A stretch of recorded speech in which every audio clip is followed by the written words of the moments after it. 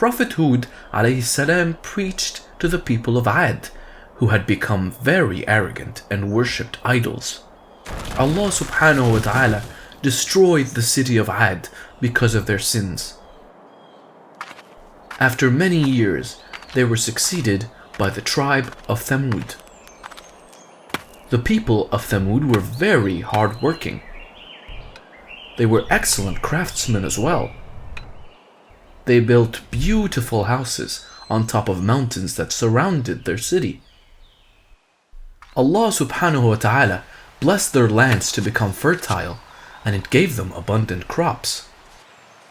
But the people soon started forgetting about the blessings they received from God.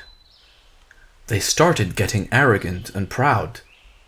The rich among them stopped worshipping Allah subhanahu wa ta'ala and started worshipping the idols instead.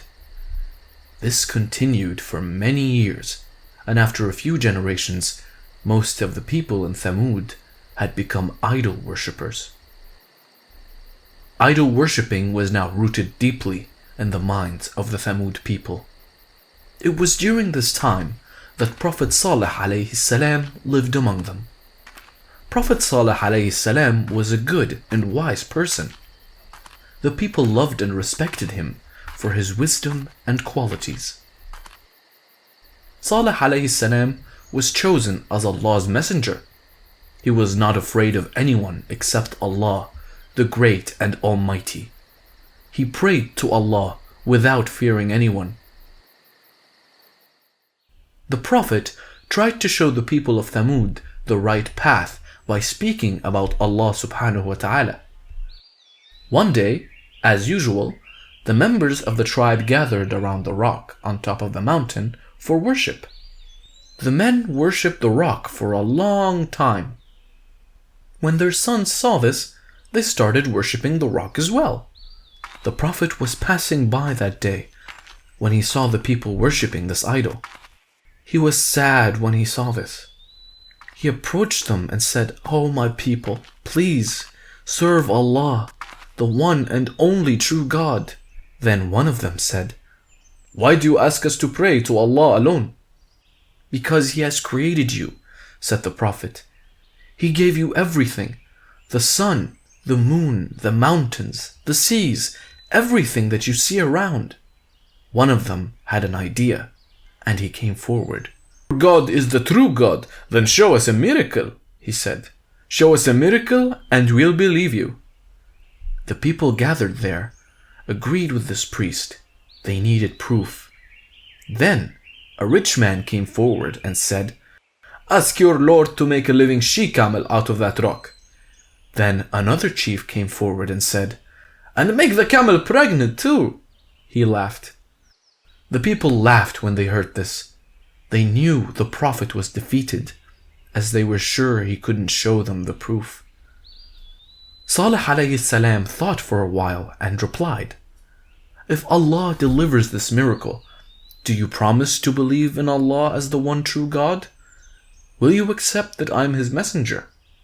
"Yes," they answered. The Prophet then prayed to Allah to grant them their request. It was a miracle. There was the sound of a huge thunder, and the rock broke apart. And there it was, a beautiful she-camel standing amidst the rocks. Ha ha! It was huge, so huge that people rubbed their eyes to make sure they were not dreaming. Then the people noticed that the she-camel was pregnant too. They just couldn't believe their eyes. The rich, the poor, the chiefs of the tribe just stood there looking at the camel. They were shocked to see this miracle. Then the Prophet prostrated before the camel to show his respect. It was Allah who brought the she-camel out of the rock with His glory. When the people saw this, they too prostrated before the camel.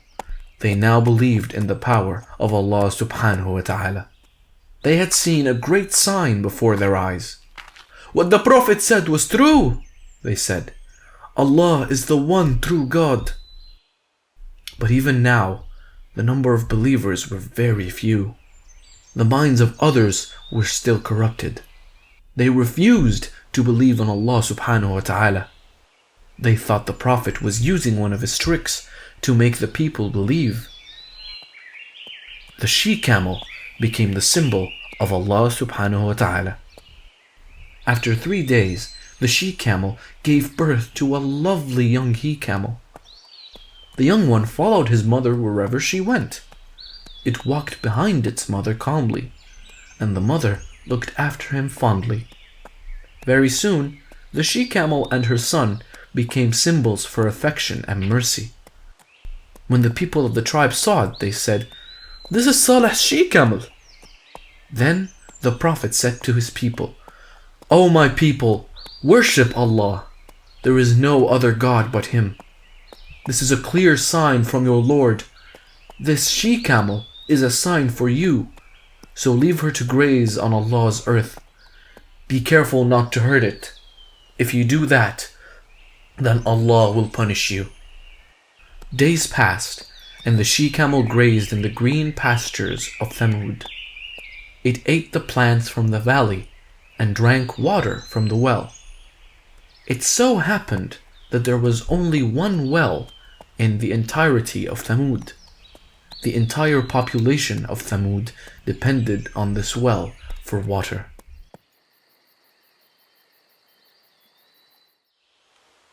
The she-camel drank water from this well as well, but it was so huge that it drank lots and lots of water.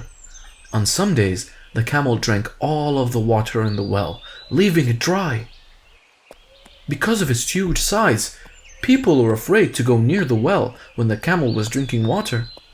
They complained to the Prophet about this, and the Prophet said he will find a solution.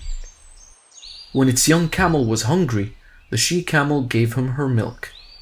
The milk was very thick, and the people's mouth watered when they saw the milk. They hurried to the Prophet.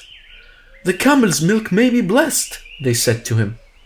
"Its milk would be enough for hundreds of families. The baby camel is not going to have all of it. So please, let us have some of the she-camel's milk," they requested. The Prophet thought for a while, and he said that they were allowed to have the milk of the camel by Allah's grace. However, he asked them to share the water with the camel. They soon arrived at an agreement. It was like this. On the second day, the camel would feed her young one, and the people could draw water from the well. It was a win-win situation for all. The camel gave plenty of milk, and it covered the needs of entire Thamud.